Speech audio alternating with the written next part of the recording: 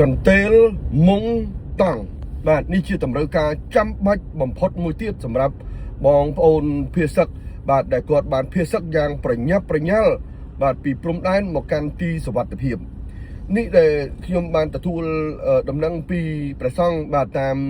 ទីអារាមនានាដែលបានទទួលបងប្អូនភៀសឹកបាទកន្ទេលមុងតង់បាទតើបងប្អូនអាចបន្តអំពាវនាវស្វែងរកដើម្បីជួយគ្នាក្នុងការផ្ដល់ជូនទៅដល់ទីតាំងនានាបានទេបាទជាពិសេសគឺទីអារាមនានានៅបាត់ដំបងច្រើនជាងគេបាទព្រោះបុកពីសពៅលូននឹងមកច្រើនមែនតើបាទចឹងក្រៅតែពីបងប្អូនបានជួយច្រើនបាទទៅលើសម្ភារៈបាទប្រើប្រាស់ដូចជាខោអាវបាទដូចជាទឹកដូចជាគ្រឿងឧបភោគបរិភោគផ្សេងបាទកន្ទេលមុងតង់ជារឿងសំខាន់ណាស់នេះខ្ញុំបានទទួលផ្ទាល់តែម្ដងបាទដំណឹងផ្ទាល់ពីព្រះសង្ឃបាទពីខាងខេត្តបាត់ដំបងវត្តខ្លះបាទគឺទទួលត្រឹមតែ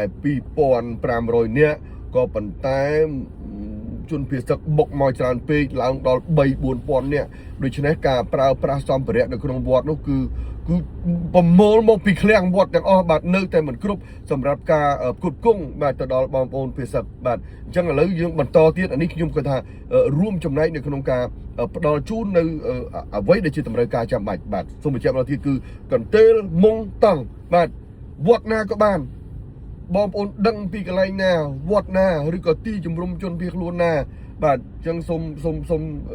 បន្ថែមរឿងកន្ទេលមុងតង់ឲ្យបានច្រើនតិចព្រោះភ្លាមគាត់មកតែមកចកេះឆ្អេះតែមកខ្លួនទេបងប្អូនសម័យមើលបាទធ្លាក់ក្តាំងប្រុច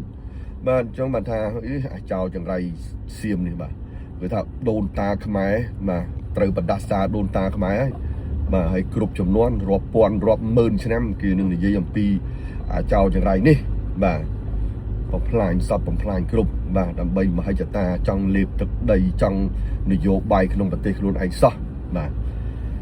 បាទបងប្អូនឥឡូវខ្ញុំមានតំណែងតែប៉ុណ្ណឹងទេបាទសម្រាប់បងប្អូនដែលបានប្រមូលនៅគ្រប់ទិសទីបាទមិនថាបងប្អូននៅទីណាក៏ដោយបាទសូមជួយជំរុញបន្ថែមលើផ្នែកសម្រាប់របស់គាត់គឺកន្ទេលមុងតង់ខ្មែរតែមួយ